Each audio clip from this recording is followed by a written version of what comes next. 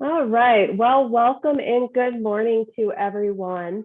I just want to take a quick time and just welcome you all in joining us today in this new training that we are providing this year for our DNR summer work program between MRS, DNR, and some of our community partners that are joining us today. My name is Jennifer Hurst, and I am a statewide transition consultant with Michigan Rehabilitation Services and the program manager for the DNR Summer Work Program.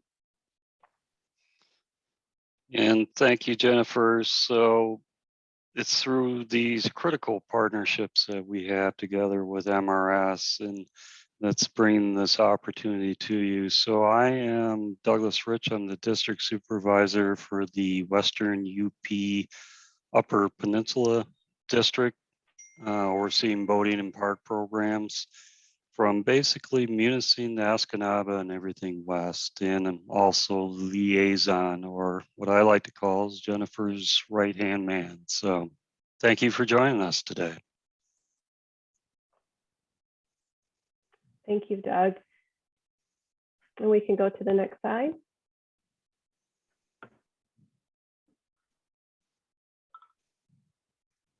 Good morning. My name is Nasha Ely. I'm a business relations consultant with Michigan Rehabilitation Services. Thank you all for joining us today. We are really excited to have you here. Hopefully this information will be really useful in what you're doing. Just so you know, I have short hair, purplish blue glasses, and I'm wearing a black sweater today. I'll be one of your facilitators for the training, and I'm joined by my colleagues, Tyler Gross, who's a departmental tech. He's behind the scenes managing our technology. Christine Roberts is an occupational therapist. She'll be monitoring and engaging in the Q&A. And we also have another facilitator joining us, and her name is Lisa Stanley. I'll let her introduce herself in 1 second. I do want to say, I know there was some last minute forwards of this invitation that went out over the past week or so. And if there was any confusion, we sincerely apologize. That was not the intent. So we're glad you're all here now, but just wanted to acknowledge that right now, that was not how that was supposed to go, but we're glad you're here. And we hope that today will be very useful. Lisa? All right, yes, thank you, Nasha, and welcome everyone. I am Lisa Stanley. I am also a business relations consultant, and I cover the Benton Harbor, Kalamazoo, and Battle Creek area up and down I-94. Really excited to have you here with us today, and we hope that this is beneficial to you and you enjoy the training. Thank you.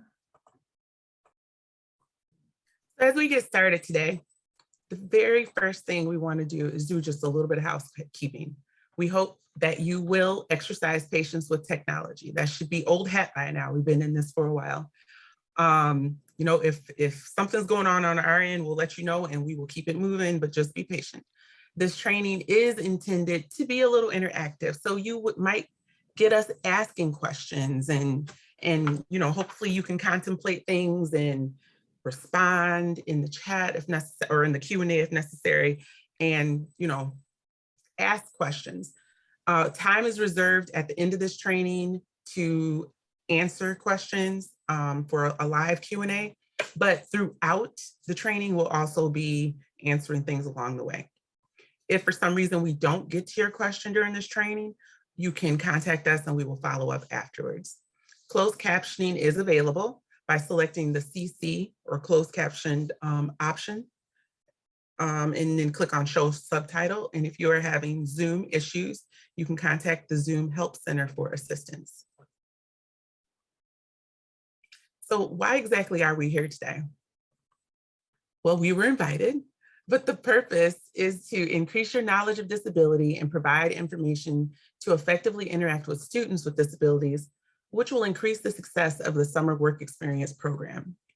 The other thing about us being here is to make this a more holistic approach to working with the students, equipping the DNR staff so they feel more comfortable, more confident, as they're in their interactions. And this also is a way for counselors and any providers that happen to be on the line to bridge that gap so everyone can support the students in this initiative, with the same goal and the same aim in mind. The objectives for today are to increase the knowledge of the definition of disability, to develop an understanding of functional limitations and the impact on work, and to learn strategies to have successful interactions with students participating in the Summer Work Experience program. And like I mentioned, we'll have a Q&A at the end. So if you take a look at the next slide, what exactly do you see? And you can think about that. Just throw out there what you think, what you see. Some may see a man playing a saxophone, and other people may see a woman's face. Some people may even see both. But when you actually look at this, you can see that you can actually change your perception and flip between the woman's face or the man playing a saxophone. And over time, that becomes a little bit easier. Much like this picture and our perception of what we see here, we all may perceive disability a little bit differently. So what is the automatic thing that your mind goes to when, or what do you visualize when you hear the word disability?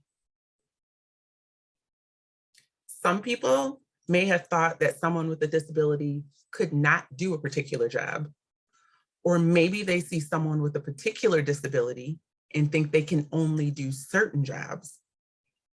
And then there's those that when they think or hear the word disability, they imagine that the person can't do anything at all. If you consider what I just said, I want you to think about your own life and think about the following.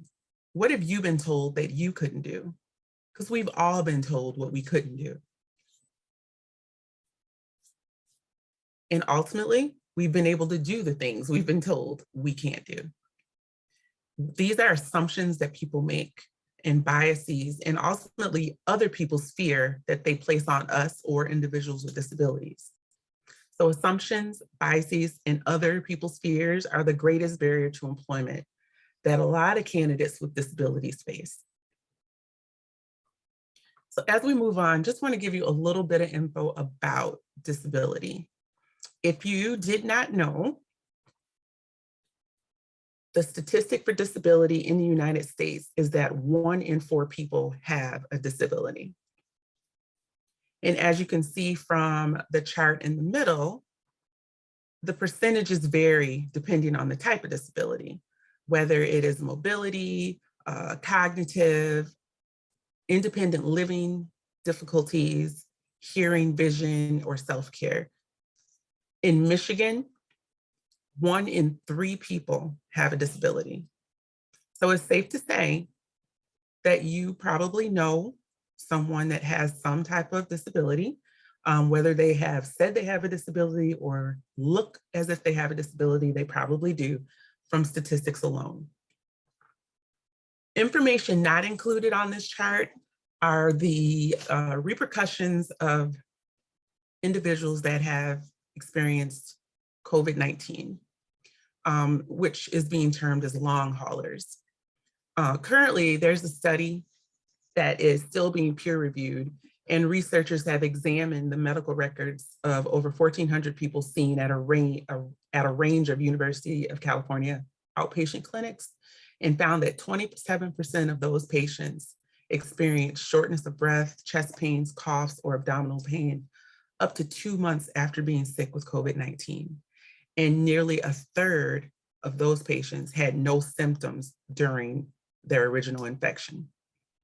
So that being said, the numbers that we see on this screen from 2019 probably have increased slightly during the pandemic because there are now people who are experiencing long haul symptoms from being diagnosed and recovering from COVID-19. So just in the few minutes I've been talking, I've said the word disability a lot. And I think a lot of people think they assume they know what a disability is. Next slide. So based on the Americans with Disabilities Act, which was signed into law on July 26th of 1990, The overall purpose was to make American society more accessible to people with disabilities. And then in 2008, the Americans with Disabilities Act Amendments Act, or the ADAA, was passed. And the purpose of that was to broaden the definition of disability, which had been narrowed by US Supreme Court cases. So in vocational rehabilitation, we use the legal definition of disability as provided by the ADAA. And that defines a disability as a physical or mental impairment that substantially limits one or more major life activity. So you might be thinking, what's a major life activity? These include things such as sleeping, eating, seeing, hearing, walking, breathing, speaking, learning, sitting, standing, lifting, working, caring for oneself. I could go on, but the list can be pretty exhaustive if I were to do that. It also includes people who have a record or history of such an impairment, even if they do not currently have a disability.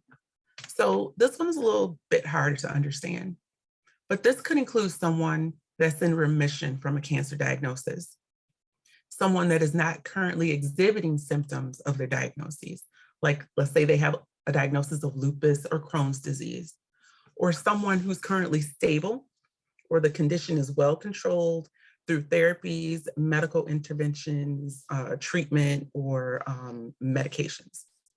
And that could be something like a diagnosis of depression, anxiety, or a heart condition. A disability also includes individuals who do not have a disability, but are regarded or perceived as having a disability. This one is a lot harder to understand, but a perfect example is, let's say there's an employee who's worked for an organization for 20 years. 5 years ago, they were in a very serious car accident to the point that they were off of work for over a year. People knew about it, they sent cards, condolences, all that. So people were aware that this person was in this really bad accident. They've returned to work, they've been working, no issues, no concerns, everything's great. And now they see that there is a promotion opportunity within the organization. They meet the qualifications, they can do the job, so they apply. But then they are overlooked by someone in the HR department because the HR manager assumes that the person cannot meet the physical demands of the position. So now there's been a perception that that person has a disability when they actually do not, and they could qualify for protections under the ADA. Now, as we move on and consider the types of disabilities, there's really broken down into two categories. We have our visible disabilities and invisible disabilities. So a visible disability is typically immediately apparent to other people. They can substantially impact a person's life activities, and they can be present at birth or occur anytime throughout a person's lifetime. And a lot of times there's assistive devices such as a wheelchair, cane, a scooter, a prosthesis that might be utilized by that individual with that visible disability. And then we have invisible disabilities. These are not immediately apparent. Some people refer to them as hidden disabilities, but invisible is the better term to use. So other people might not understand the cause of the problem because it can't be seen in a visible way, which is one of the reasons why there's still such a stigma associated with mental illness. So yes, the disability does create a challenge for the person who has it, but the reality of the disability can be very difficult for others to recognize or acknowledge because they can't see it. There's no evidence of it. As we move forward, we just want to give you a little bit of example of some disabilities that are invisible, and you may be familiar with some. Now, the disclaimer we have is this is definitely not all inclusive, but this list is just intended to give you an example of various diagnoses that may be considered a disability per the ADAA if the physical or mental impairment substantially limits one or more major life functions.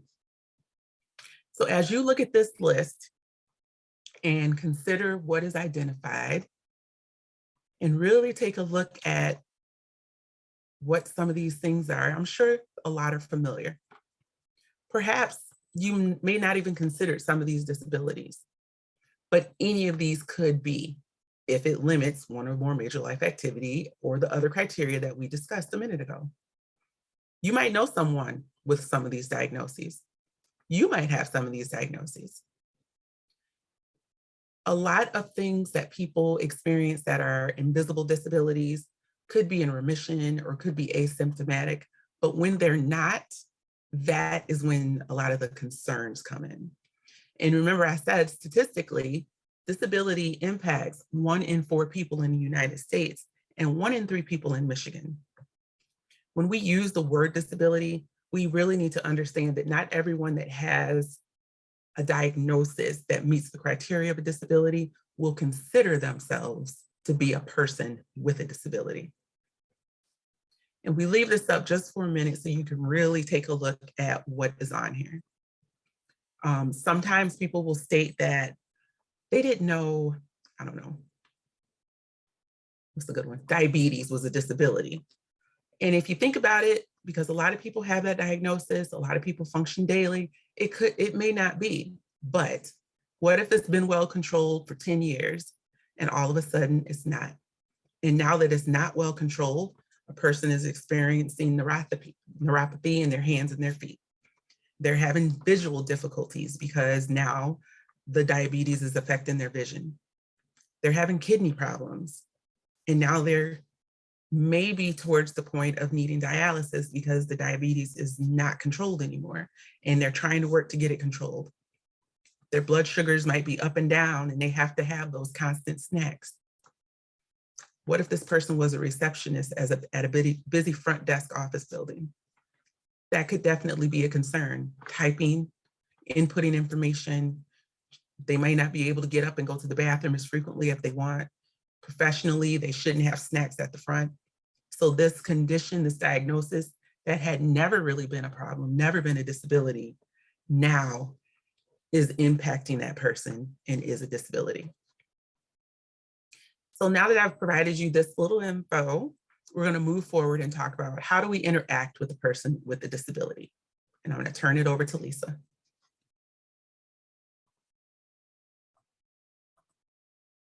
Well, thank you, Nasha. So let's discuss how do we interact with individuals with a disability. Nasha's laid a pretty good solid foundation by increasing your knowledge of disability by defining the word disability and explaining the different types of them. We are now going to move into some practical applications of this information by providing some guidelines on how to interact with a person with a disability. As Nasha previously mentioned, the statistic that 1 in 4 people have a disability. So based on statistics alone, interacting with a person with a disability is something that you may experience not only at work with your customers or your coworkers, but also in your everyday life when you work, live, and play. There are things that you will need to, there are things that we all need to consider as we engage in our communities and our family members and with each other. And we hope these tips will help you see things from a different perspective in all of your interactions.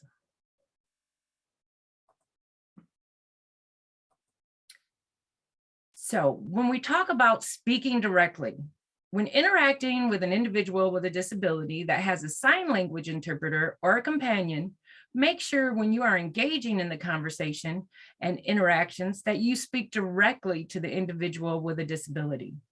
The companion or the interpreter is there to support and assist, but they are not the individual engaging in the interaction or the conversation. Be respectful of the individual with a disability by making sure you are making eye contact and engaging with him or her in the conversation and interaction. If the individual with the disability needs assistance from their companion or the sign language interpreter, they will seek that assistance on their own.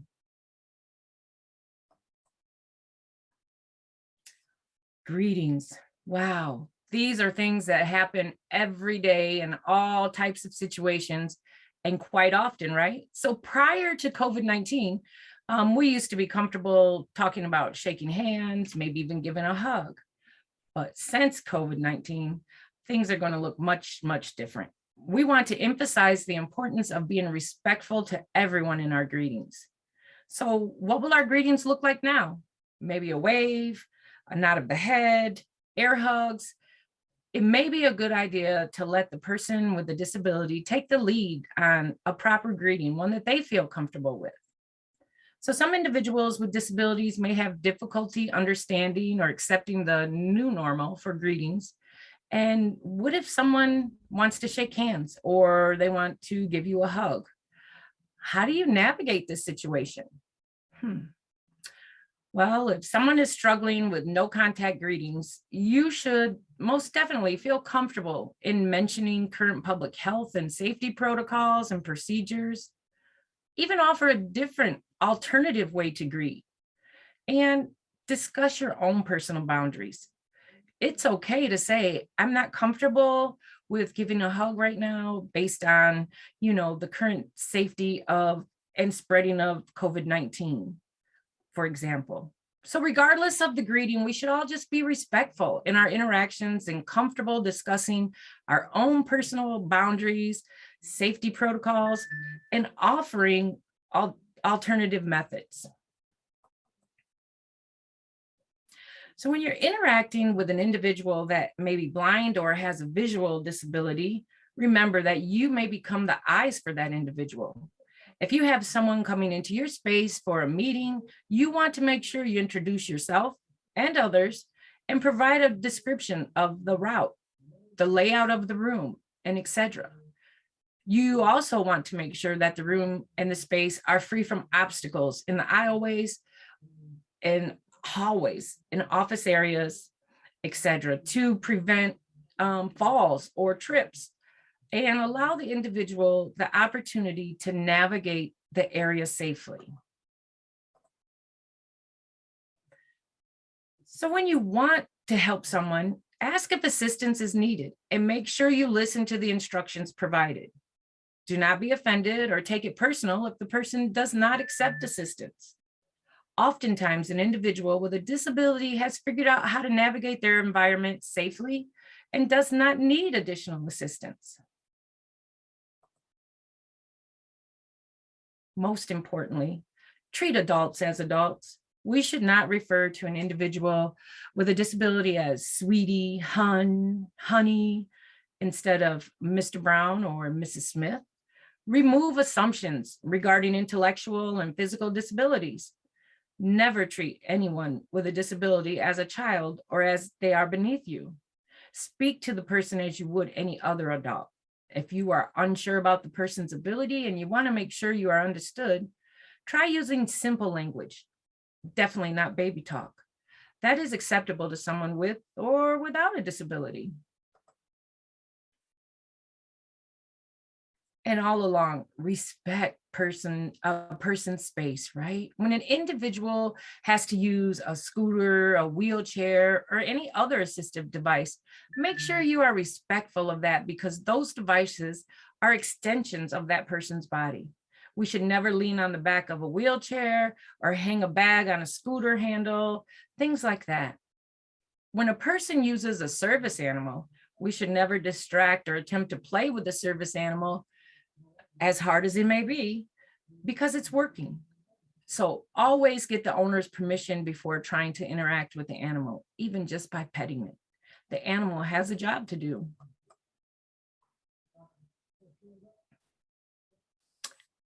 And we'll send it back to you, Nasha.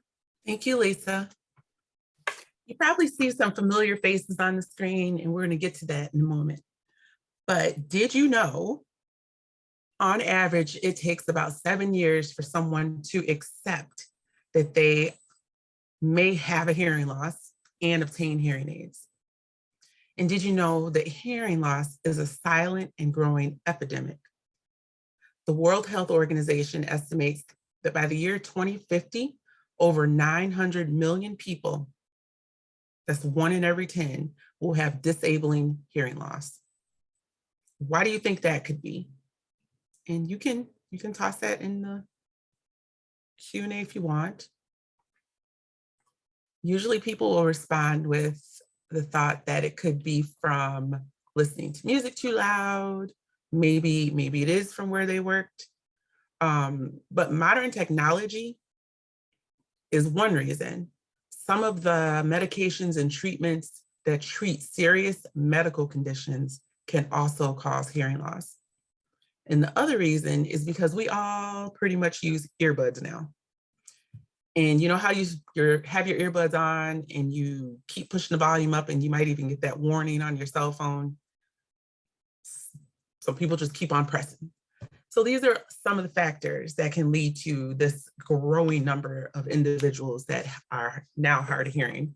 The other thing about this is the age that individuals are being diagnosed as hard of hearing is younger than it has been in years, mainly because of the earbuds.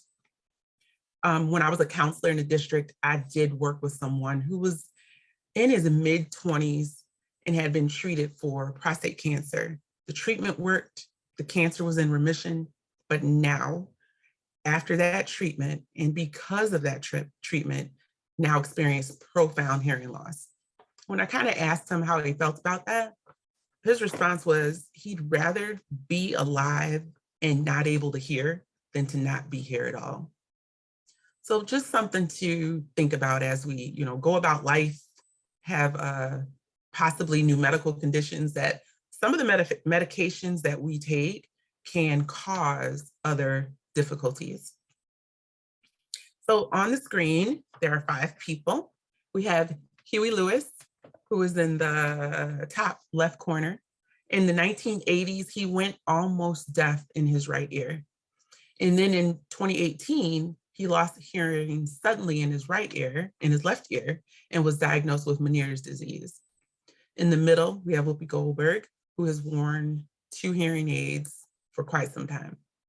Rob Lowe, on the top right, has been deaf in one ear since he was an infant. And he said it's probably because he had undiagnosed mumps. On the bottom right, we have Halle Berry, who lost 80% of her hearing in her left ear in a domestic violence situation. And then Jodie Foster, on the bottom left, has worn 2 hearing aids for years. So hearing loss is actually pretty common for a lot of people. And if we were in person, I always used to ask how many people know someone that might be hard of hearing, or how many people know someone who might be hard of hearing, but they haven't accepted it. And it's usually more than 50% of the room, hands go up. So as we continue to think about how do we interact with people that may be hard of hearing, we want to make sure that we don't assume that the person heard and understood what you said. They may have heard the sound, but that does not mean they actually heard the words that were said. Get input from the individual when you're interacting with them to see what's the best way to navigate this conversation or communication. You want to get a person's attention before speaking. Ask how to facilitate the conversation. Should we meet here, or should we maybe go to the conference room and sit for about 10 minutes just to talk this through?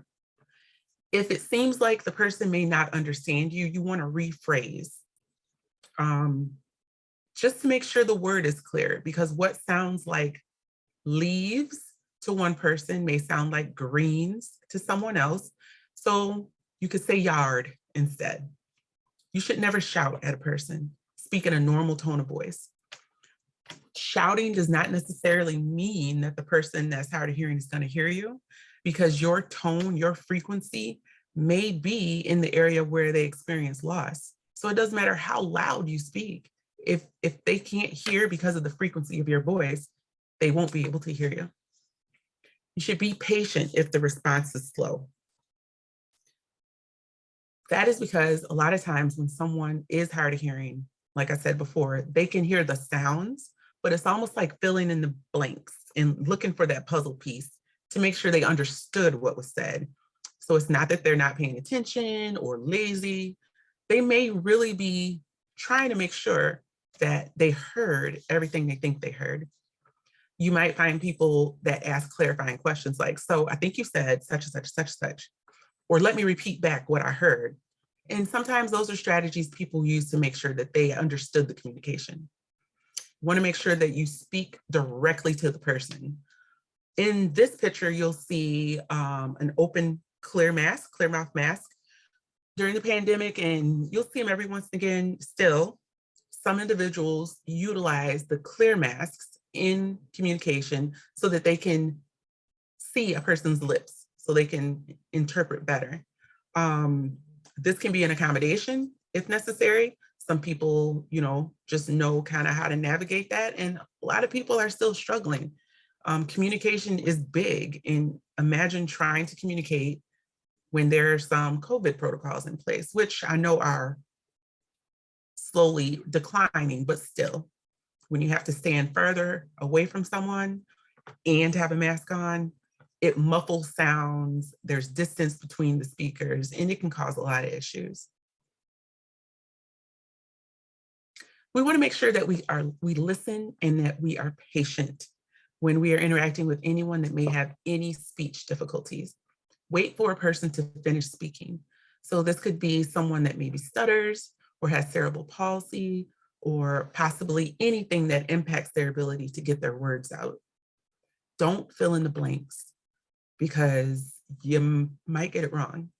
If you need more time for a conversation with someone, just ask them to meet for a dedicated amount of time to discuss the information. Again, just like with those that are hard of hearing, ask them the best way to communicate. And if there is a time crunch, saying something like, oh, this is really important. I want to hear everything you have to say, but I have this deadline I have to meet in the next 10 minutes. So how about we meet this afternoon at 1 o'clock if you're available, and we can hash this out. Never pretend to understand what someone said if you really didn't understand. Just ask them to repeat it. Ultimately, we want you to be sure to relax in any and all interactions you have with individuals with disabilities. Don't feel overwhelmed with any certain rules or interactions to the extent that you refuse to engage. It's okay to ask the individual the best way to interact if you're not sure, the best way to communicate, the best way to work together. There's nothing wrong with that. And don't be embarrassed if you happen to use common expressions like, see you later, and the person has a visual disability. Or did you hear about this? And the person is hard of hearing. It's okay. Just relax and calm down. And if anything, be vulnerable in saying, I'm just not really sure how this is going to work. Help me understand what's the best way for us to facilitate this communication or to finish this project or to get this done. I think the person with the disability would probably love to hear that you want to know their input on a situation. Now that we've given you some tips on how you should be with an individual with disability, let's kind of talk through some myths and misperceptions. And this is to help promote further inclusivity in your interactions. So myths and misperceptions are stigmatizing. Some might seem really obvious, while others can be very subtle, but they're all harmful when we believe them and when we incorporate them into our thoughts and actions. And these may have been taught to you while you were growing up, or perhaps you've developed your own misconceptions over time because of your own interactions and experiences. They could have been founded because of something that happened to you 20 years ago with the individual with disability, but you have to remember that that was an experience with that one person with that particular disability. We don't want to generalize that to our interactions with everyone with a disability. So if you encountered a woman who is an excellent singer, would you assume that all women are excellent singers? I hope not. Assumptions are the route of myths and misperceptions. And assumptions, fears, and biases account for the biggest barriers to employment for individuals with disabilities. And that's probably why it takes so much longer for a person with a disability to actually get an interview and get a job than it does for their non-disabled counterparts.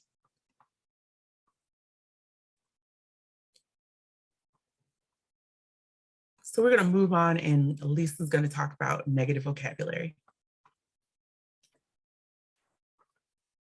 Yeah, excuse me. Thank you, Nasha. That was really helpful and a lot of information we've been covering. And so we just want to really talk about negative vocabulary. And let's move on to this conversation, right? Not quite an overall misperception, but certainly a factor that is a misconception. You're looking at a list which is not all inclusive and probably will change regarding negative vocabulary that should be removed from your vocabulary if you use it. We encourage you to reframe not only your thoughts, as we just discussed, but your words as well. Again, some of these are perhaps an obvious and intentionally derogatory word, but others are not. Some may also impact you personally, and some you may not have given a second thought to. Please know that these words are all negative. They are all inappropriate, and when used as a characteristic for someone with a diagnosed disability, like abnormal, deaf and dumb, cripple, handicapped, mental, special, slow, brain damaged, simple, hyper. Wow. Even reading some of these words is difficult because of the negative connotation that goes with them. Let's look at wheelchair bound. Is someone who uses a wheelchair really confined to that wheelchair, to which you refer them as wheelchair bound? Or does that wheelchair provide a way for that individual to be anything but confined? Think about that. Someone who uses a wheelchair with the assistance of that device can experience mobility that they would otherwise be unable to. So someone who uses a wheelchair is anything but confined. On the list that you're looking at, you will see the dreaded R word, which I consider a terrible, terribly bad word, which is why I won't even say it. And we encourage you to remove that from your vocabulary as well. You will also see insane and crazy on that list. And this word may be hard for you to accept as negative. Perhaps you use this word to describe a difficult task or a bad day. Please understand that as time passes, we learn certain words are offensive to specific members of our population. And with this, consider how using the word insane or crazy may hurt someone with a diagnosed mental illness. It could be perceived as demeaning or derogatory. I'll remind you that these are descriptors, and descriptors are often placed on a person as the result of our own personal bias and faulty assumptions. Overall, this slide and the last are indicative of how we may perceive someone else's experiences. It's never a good idea to assume and add these characteristics to someone's life. So what do? We want you to use positive vocabulary. Use person-first language instead of describing the person by the disability. For example, Mr. Jones is diagnosed with diabetes, not Mr. Jones is diabetic. Do you see how that sounds different? It's important to remember that when discussing someone with a disability, if you are not a medical professional or someone in HR needing to discuss a specific diagnosis, then you simply remind yourself to discuss this person by their name, Jane, Joe, or Mr. or Mrs. Doe. Do you really have a legitimate and legal reason to discuss that person's diagnosis or disability? If not, it's simply not appropriate to include this information in your discussion. Just a little something to remember. So when we look at positive view, right? We all have characteristics, limitations, and abilities, but the goal is to treat the person with a disability as you would treat any other person, as you would want to be treated. So as you get to know the person, you will become much more comfortable with them, as you do in any other relationship. Most importantly, like Nasha mentioned earlier, just relax. Now we're going to have you watch a short video, help you kind of tie this all together.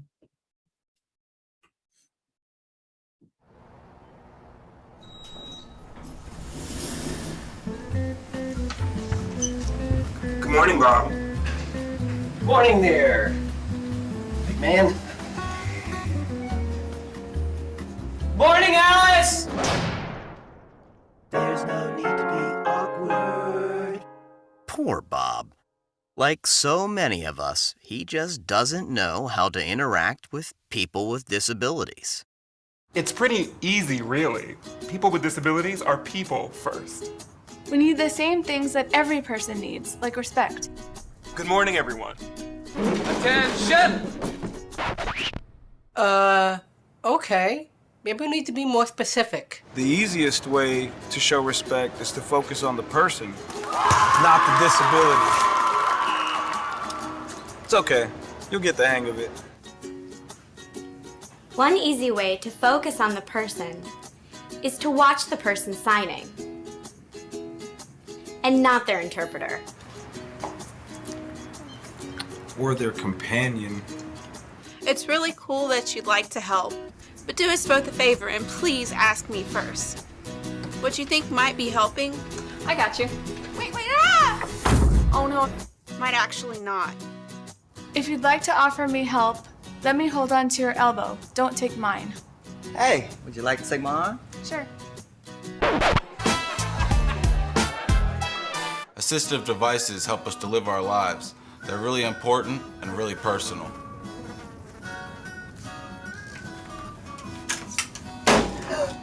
Grabbing them only makes it weird for everyone. What? Please only touch our devices and service animals if we've given you permission. And don't take it personally if I ask you not to. Remember that my service animal helps me all the time. Neither of us would like it if we were separated. Remember, we make our own decisions. We sign documents, vote, volunteer, work, and pay taxes. We get married. So don't underestimate me just because I have a great smile. Just because I'm blind May I help you? does not mean I'm deaf. I don't know. I think he said he was gonna come, but... Just because I'm deaf doesn't mean I'm blind. And just because I use a wheelchair doesn't mean that I can't sweep you off your feet. So take a deep breath. Relax. We don't bite. Unless we're really hungry. Hello there, ladies. How are you? Hello. And if you're not sure what to do, just ask. Hi. Would you still like to see a menu? No thanks, but can you please read it to me? Sure, definitely.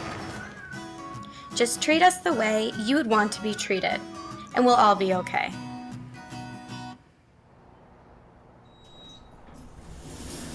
Good morning. Good morning. Morning, Alice. Morning. Awkward no more. Nice job, Bob. Go forth and be human. There's no need to be awkward.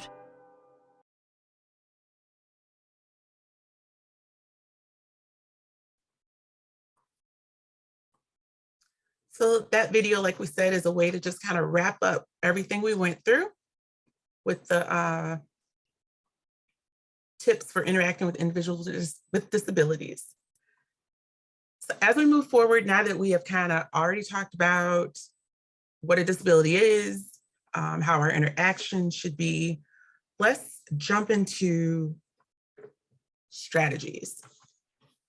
A lot of times when we're interacting with people, especially those with disabilities, unfortunately, one question that usually comes up is, what's the person's diagnosis? We want to take some time to provide some information about what a diagnosis really is and how it's not really as important as some people might think. Diagnosis is just that, a diagnostic. This is usually done by the way of a health history, physical exam, tests, blood tests, imaging tests, biopsies, and it has helped to make the diagnoses. It is the process of identifying a disease, condition, or injury from the signs and symptoms. So based on this information, really how important is the diagnosis itself? Knowing what it is, that's good, but it can't tell you much.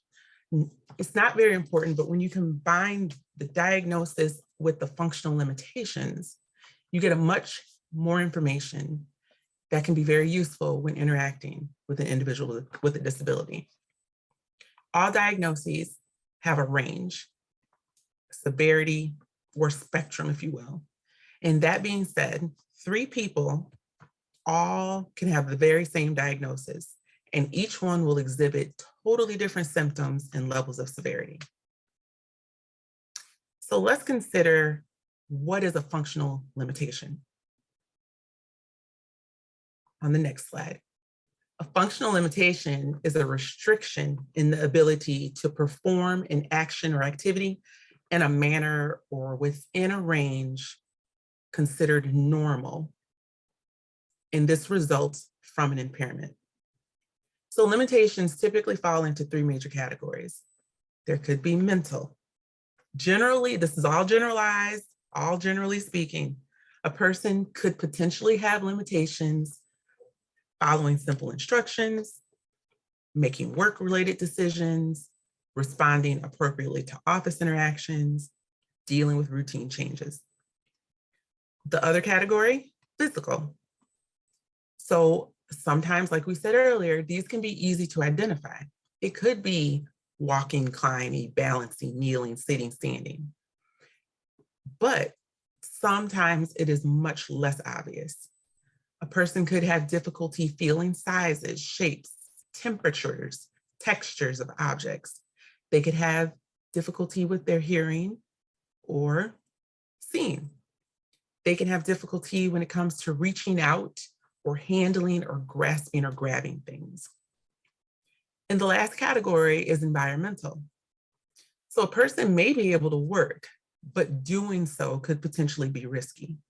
So some examples of environmental limitations could be that a person needs to avoid being around moving or dangerous machinery.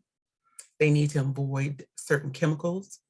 They may have to limit their exposure to excessive dust or noise, or maybe they have to avoid the extremes of heat or cold, extremes of temperatures. Unfortunately, we don't have the time to address every disability that exists, but now we're going to take a look at some of the ones that have kind of been identified as relevant or prevalent diagnoses that have come up during the summer work program. These include diagnoses on the autism spectrum disorder, developmental disabilities, ADHD and learning disabilities, and some physical disabilities. We're going to discuss the functional limitations in the workplace and the strategies to address these limitations. And please, please, please remember, this information is just a suggestion and a starting point. But each person, each student, each individual will be different, and strategy should be very individualized. So this is just like a starting point. So as it relates to autism spectrum disorder, some of the functional limitations in the workplace can include social interactions and communication difficulties, difficulty engaging in conversation, maintaining work relationships, participating in work activities, social isolation maybe. Some strategies: provide disability awareness training, because often that in itself will help other employees bring some awareness. The individual with the disability could work with a mentor. Encourage employees to walk away from frustrating situations. Allow written responses instead of verbal responses. Provide notice of meetings and trainings and the topics to be covered or an agenda. Learning style could potentially be a limitation. There could be rigid thinking, single task focusing, concrete learning style, difficulty with abstract concepts, challenges with concentration, focus, attention, and interpreting vague instructions. So a strategy for this is to possibly encourage checklists, schedules, and calendars to maintain routines, using reminder notifications to help with those concentration, focus, attention issues. Supplement verbal instructions with written instructions, and to be concrete in the delivery of information. Some more that relate to autism: difficulty responding to change. This could be any type of change in the work site, whether it's a change in leadership, change in schedules, a change in the work environment, a change in the work assignment. It could even be a change in their personal life, and then that comes into the work setting. Some strategies could be to provide ample notice of when changes will take place, when available, because we all know that's not something that can happen. But if it can, we want to provide a notice of that change.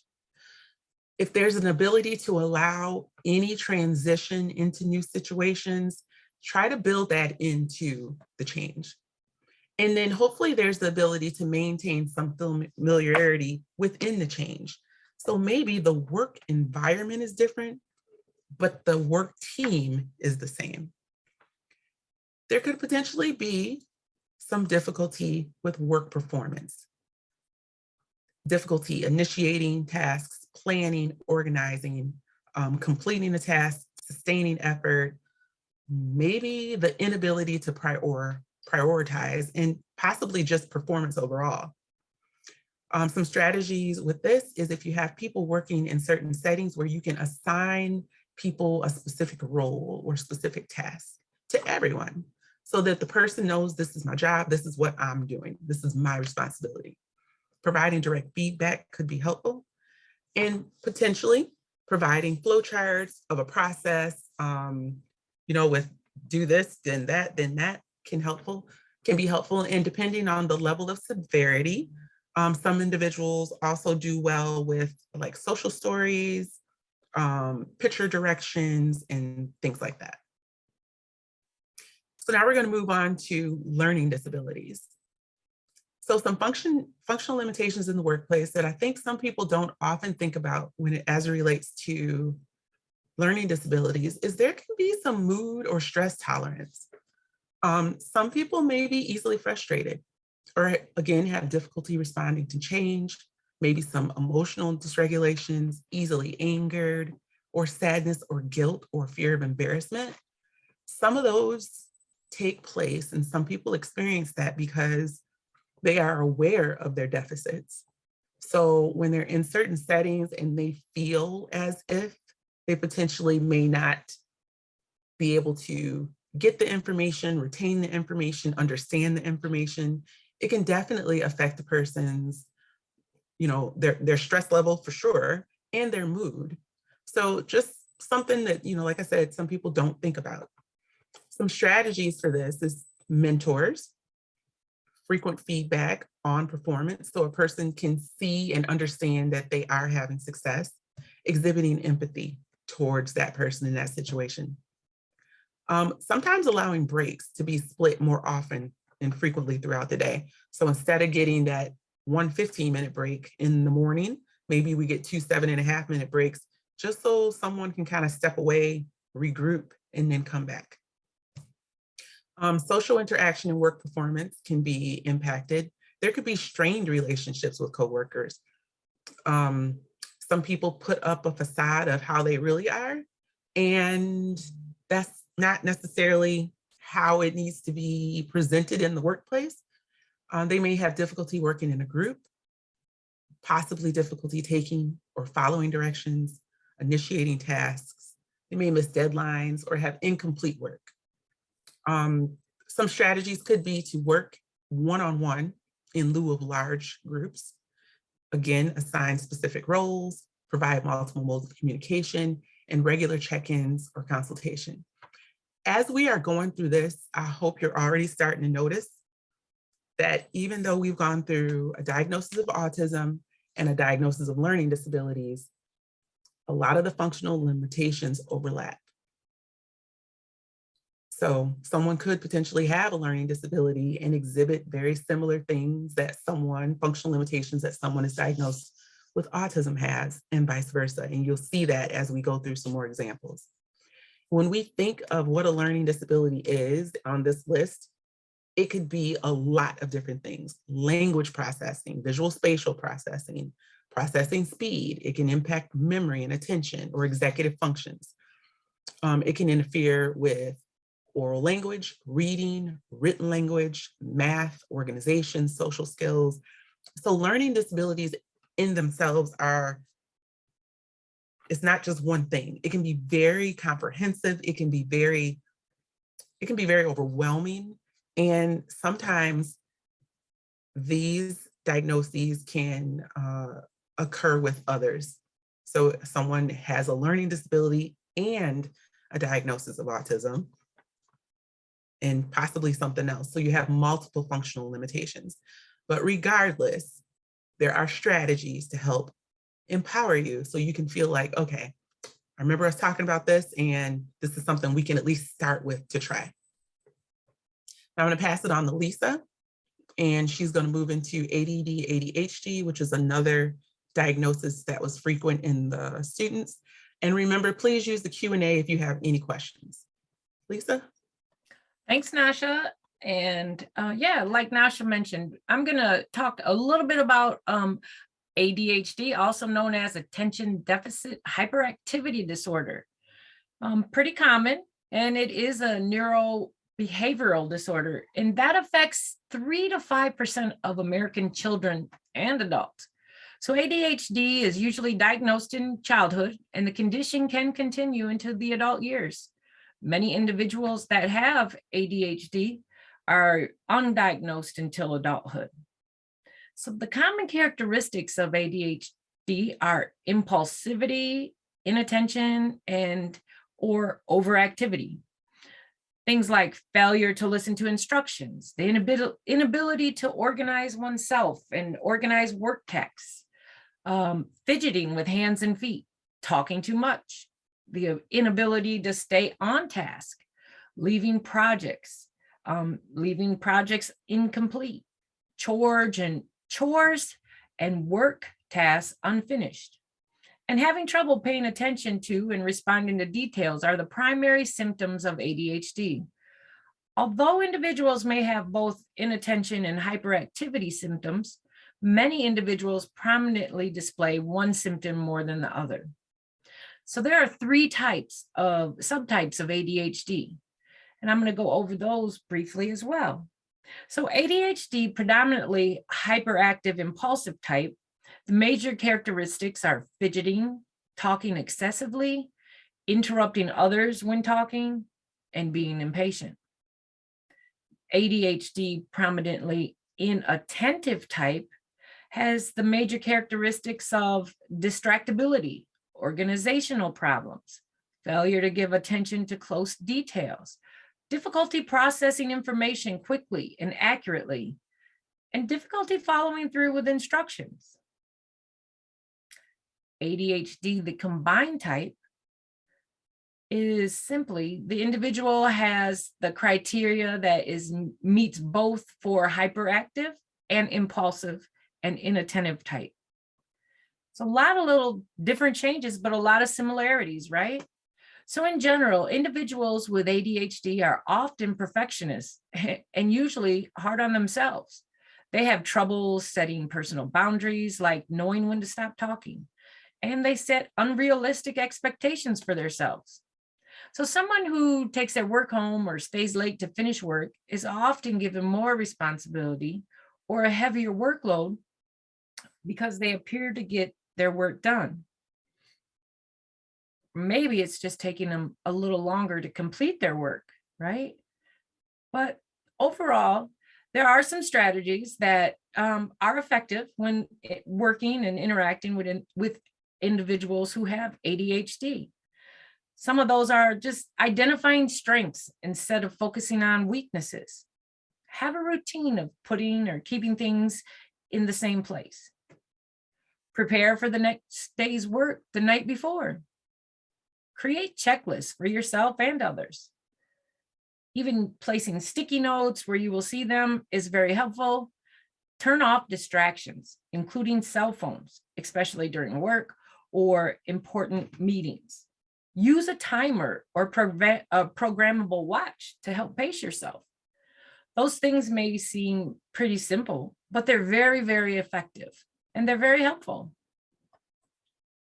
So I'm going to give it back to you, Nasha, to talk a little bit about mental illness. Thanks, Lisa. So as we think about and consider mental illness, this is a topic that a lot of people have more difficulty with because, again, this is an invisible disability, so it's hard to see. A lot of businesses have difficulty accommodating mental illnesses because they don't know what that accommodation might look like. As we mentioned earlier, and you saw on the list, a mental illness is not necessarily what people might think immediately of when they hear the word. They have their picture of what their experience has been. And that might have been someone that was homeless and talking to themselves and probably diagnosed with schizophrenia. But mental illness is a diagnosis of depression. It's a diagnosis of anxiety. It is mood disorders. It is bipolar disorders.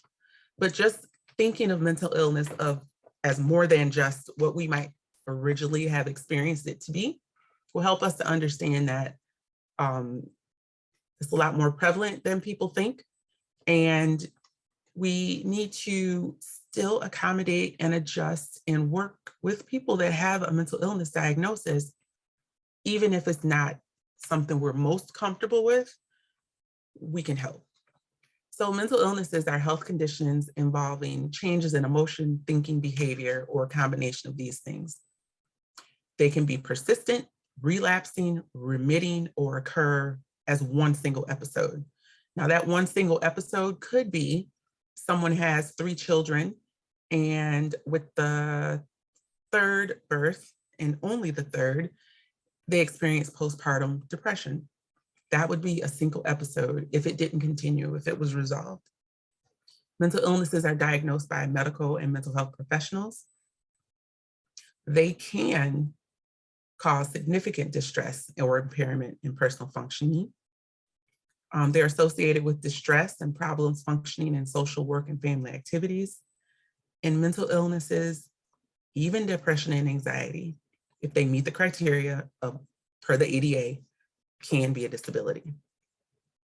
So when we think of some of the things that go along with an individual that may have a mental illness, I think we don't always consider stamina or fatigue as being a functional limitation.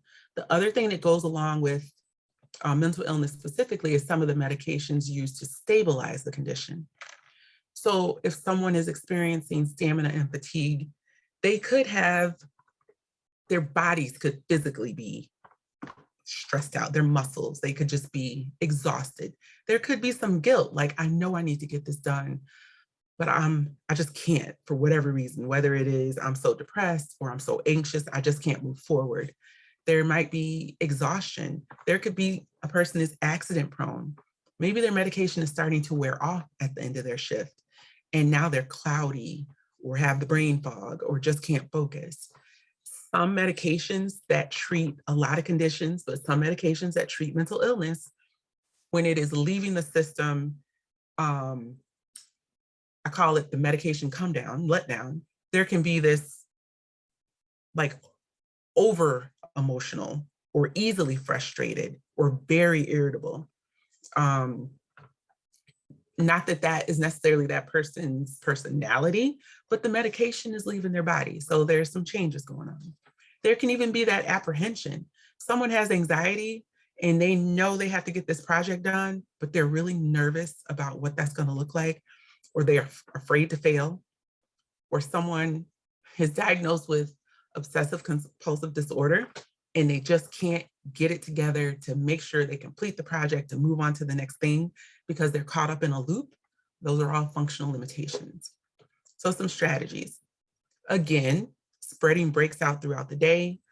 Ergonomic workstation. This is brought up because with stamina issues and fatigue, hopefully, if you are in a setting where your chair is good, your desk is good, it can reduce some of the physical stress on your body if you're ergonomically well, which then will help you relax more to hopefully be able to work. And we all know that would be a reasonable accommodation request.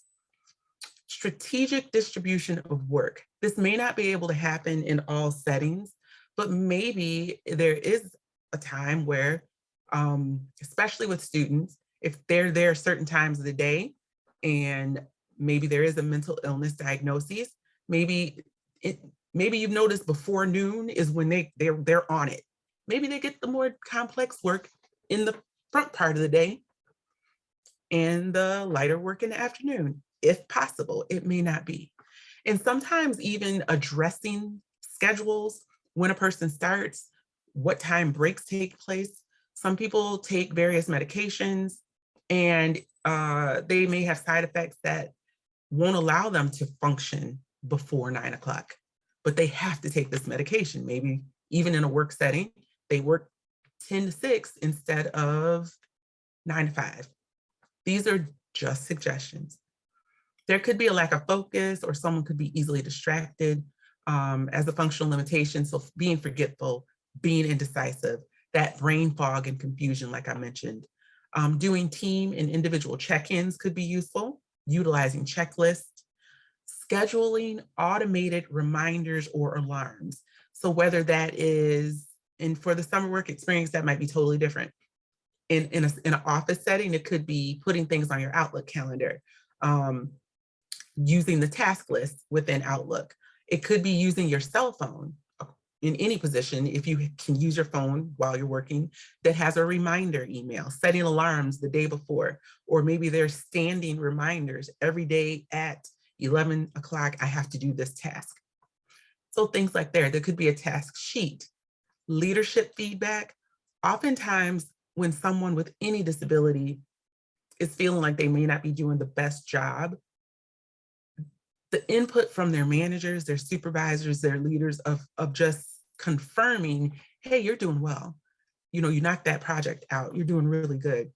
Can be such a confidence booster and help someone feel secure. Not knowing is usually not helpful for anyone with a disability. Difficulty responding to change. And we've mentioned this before with some other diagnoses. Again, this could be changes in schedule, leadership, work assignments, work environment. And I would say the same thing, providing as much notice as possible about that change when you can, allowing a transition into those new situations and maintaining some familiarity are some strategies to kind of consider in those situations too. Lisa?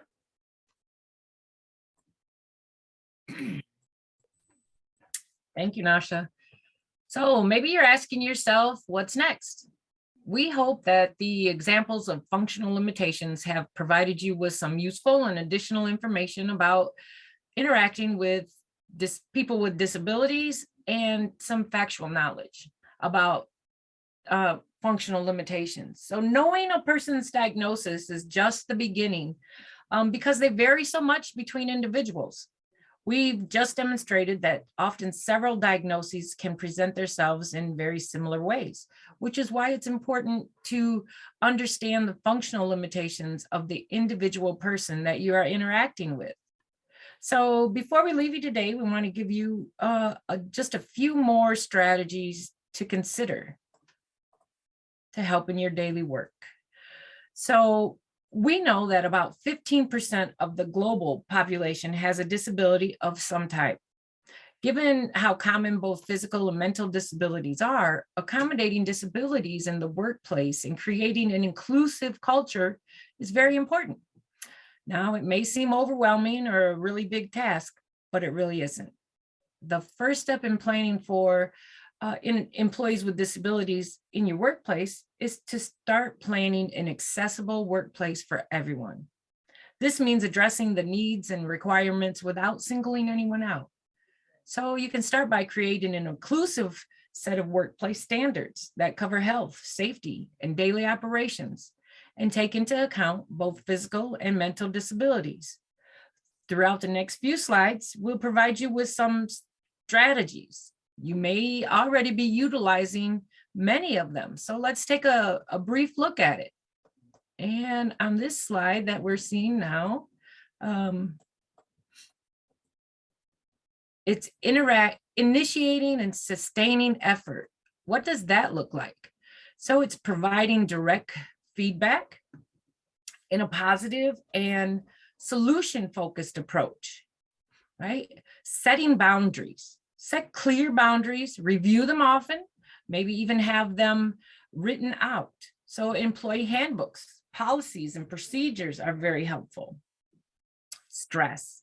Stress is a common theme with everyone, isn't it? So we can allow breaks, as Nasha mentioned before, splitting up break times, even splitting up deadlines is very helpful. Initiating, organizing, planning, and carrying out tasks. So for some of that, if you have a step-by-step chart, like a flow chart or a job aid, those are very, very helpful. Having clear expectations and task lists, you know, something that they can be seen and checked off or crossed off. And as Nacha mentioned before, it allows the individual to experience and to see that they're making progress.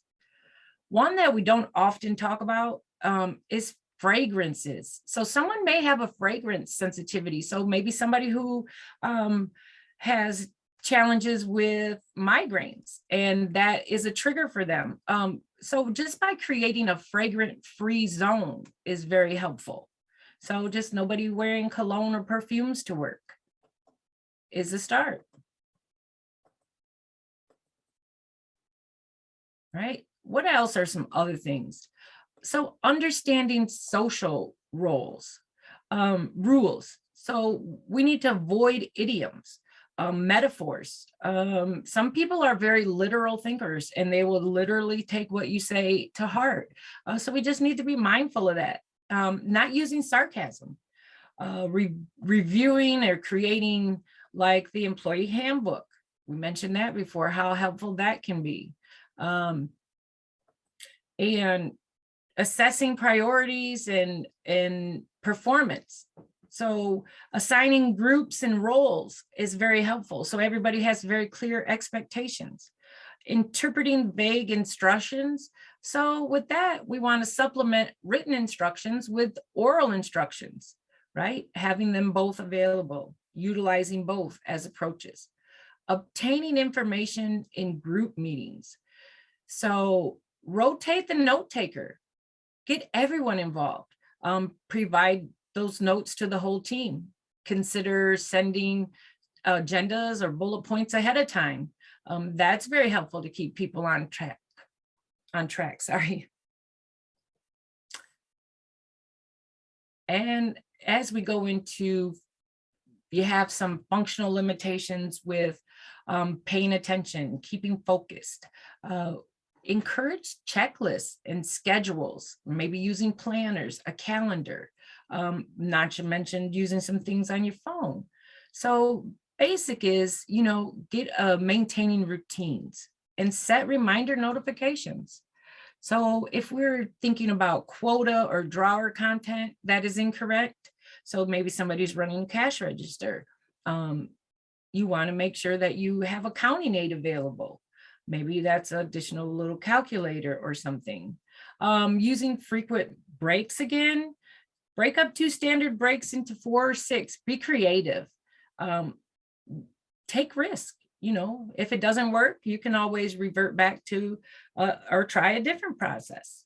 Learning and accepting new tasks within the role. So assign a peer mentor, someone that can provide that natural support, right? Some very easy things can be implemented and they don't cost anything really. So being mindful that these lists are not all inclusive, but by implementing some strategies and being creative or flexible, you will be changing your workplace culture and demonstrating inclusivity. This will allow you to have higher employee engagement. When people feel valued and feel understood, they engage more. You'll have higher employee retention. They'll like being there, and they'll stay and have a more productive workforce. Those are just a few to name some changes and some benefits for implementing, strategic interventions. So I'm going to give it back to you, Nasha, and start to wrap this up. Thank you, Lisa. So we hope that the information today has been beneficial, especially as it relates to any of the tips and strategies. I'll be working with Jennifer and Doug to get that information over to you so you kind of have almost like a little resource to kind of go to, remember, as your starting base of the interactions and strategies. We hope that you remember that the lack of inclusion, bias, and discrimination often result from our own faulty assumptions, our own generalizations, and misinformation that we have either long held or our experiences have caused us to have misinformation. Also remember that disability can impact any one of us. I always say we are all one diagnosis, accident, or injury from being on the other side of that word. And some of us, per the legal definition of disability, already have disabilities, we just don't identify with that word.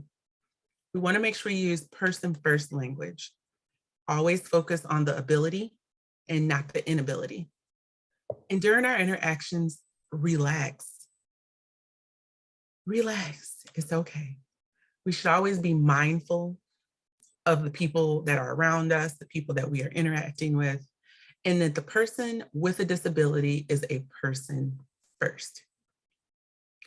So just for you to think about, things that you've learned today, things you think will be beneficial as you work with your students with these experiences, you can write this down on your own. But what is one thing that you think you will take back to your team if you are in that leadership role or just in your everyday work from what you learned today?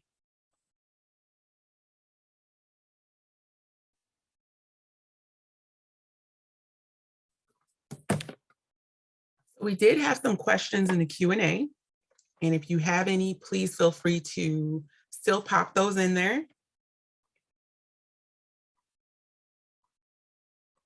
Sorry, I'm moving to my other screen. Hi, Nasha, this is Jennifer. Hi. So there is one question that what are some ways to understand an individual may have an invisible disability? Understanding the disability would then allow us to use the appropriate strategy from the information we shared. So I think that's kind of to a piggyback from a question that was previous about our site supervisors at the DNR parks. How are they going to be privy to the information of the student's disability or diagnosis that they have? So I guess I have I think you mentioned it a little bit earlier, but working with the MRS team to identify what are the functional limitations, or what are the challenges so that those can be addressed. Yep, correct. That's really a good thing to really remember as our partnerships that we have in working with our students to have a work experience over the summer. And we do know, to be a part of MRS, there has to be some of those limitations for our students. So what are those limitations?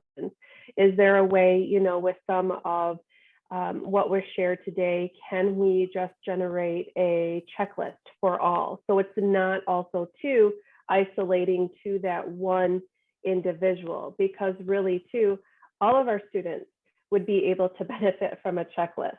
I benefit from a checklist, so what are some ways in that pre-planning that you can really work together as a team and coordinate some of those things to assist all the students that are participating in a park? I would, something just popped up when you were saying that, Jennifer. I would think something you might want to consider is when you're doing your pre-planning, depending on what, I don't know if it is certain jobs that the students are doing, but based on the tasks for the job, almost like is this a limitation? Is this a barrier? Is this a difficulty? Because it'll be specific to the actual job being performed. But then knowing that would help, like Gary asked, it would help a site or a site manager who's working with that student understand. And I get it, especially with an invisible disability, because you can't see it. So if it is maybe someone, I don't know, has a learning disability and reading comprehension is difficult, and the first day they come on, they're given a sheet of paper and they're told to read this, and then we'll start over here. That's not going to work. But if you know ahead of time, we have 3 people coming in to this site, and we're going to use this as the way to orient them, or we're going to give it to them in writing, and it'll also be, a 10-minute verbal thing. So I think just being a little more, it'll probably benefit the whole, like you said, not just one person, but thinking different about how you plan it, I think will help with the success of it. So that's an awesome question, because that's probably something that's been difficult. So hopefully, working with your MRS team, with the school team, and I like that idea of actually having almost like that pre-planning powwow. These are the 3 students. Let's talk about the limitations the students have, so we know when they get here, this is what we can expect. Very good point, Nasha. And that's why it's important to be a part of that team and have that discussion. And 2, you can also have that discussion with your work skills trainer, because as you know, as site supervisors, MRS has the skills trainers there on site to assist those students. So you also too can have some conversations with that, because not only is this benefiting, the students that are participating this summer, this can benefit your employees that you have.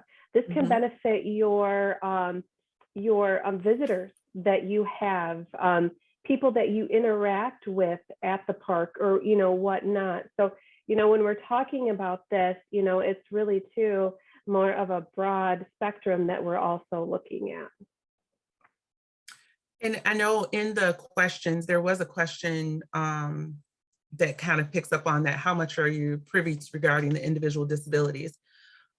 The reason I spoke so much about functional limitations is because a lot of times people will focus on the diagnosis, but it really does not tell you a lot.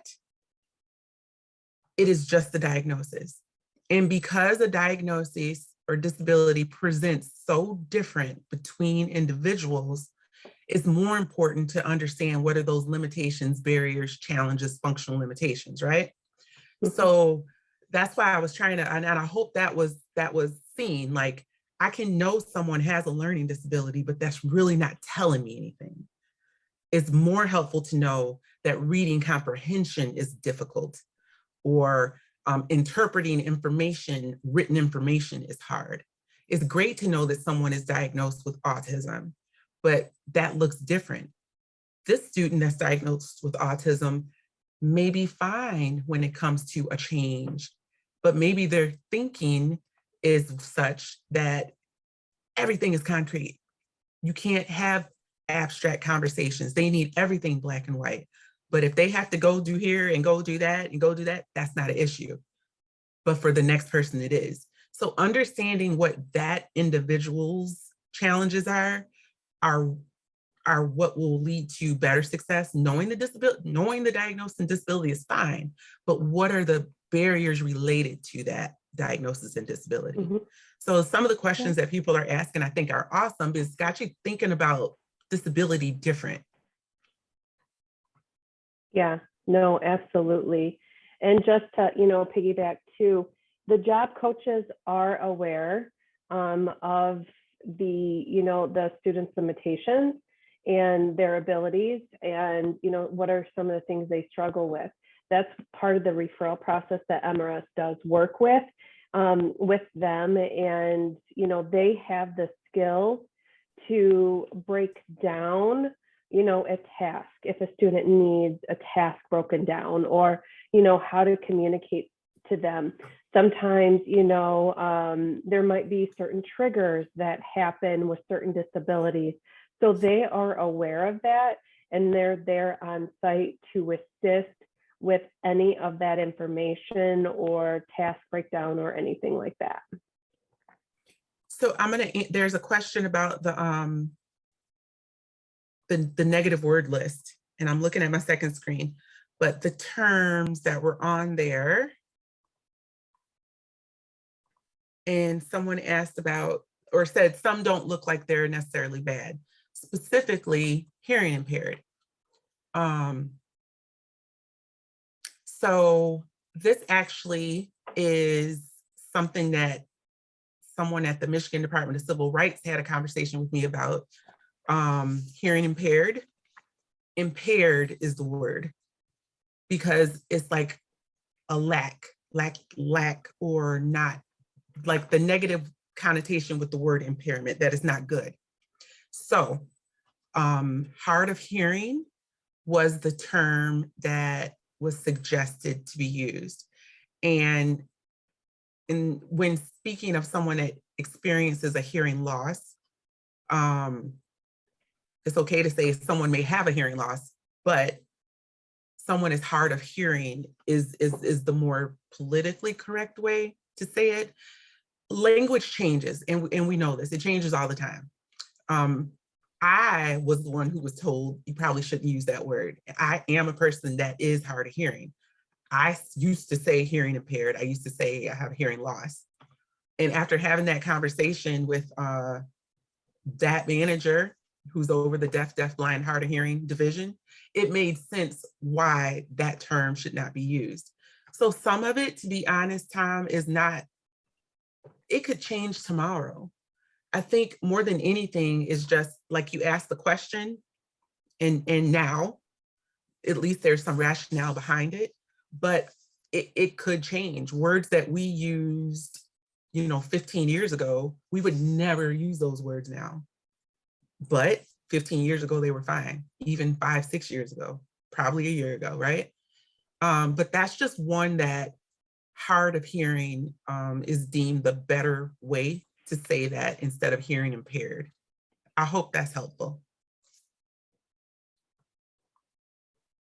Perfect. Well, thank you, Nasha. I know we don't have one more minute, and I don't know, Doug, if there's anything you would like to add to the group. No, I think you all did well. Thank you. Yeah, and please don't forget, Tyler did put in the chat our survey to be completed. Just kind of let us know how we did, what information maybe that we've missed, or something that you would like to also to have in the future. And we're here. And I will also to send out the survey via email, just in case you guys lose the link, or because when it goes away. But appreciate your time, and thank you so much for joining us today. Jennifer, did you answer the job coach question? Yes. Okay. All righty. Yep, I rolled it into my when I was talking, and then I just added that. Yeah. All righty. Thank you. We appreciate you taking your time today. We hope this was beneficial, and our information for myself and Lisa is on the screen. If you have any questions, any follow-up questions, feel free to reach out, and enjoy the rest of your day.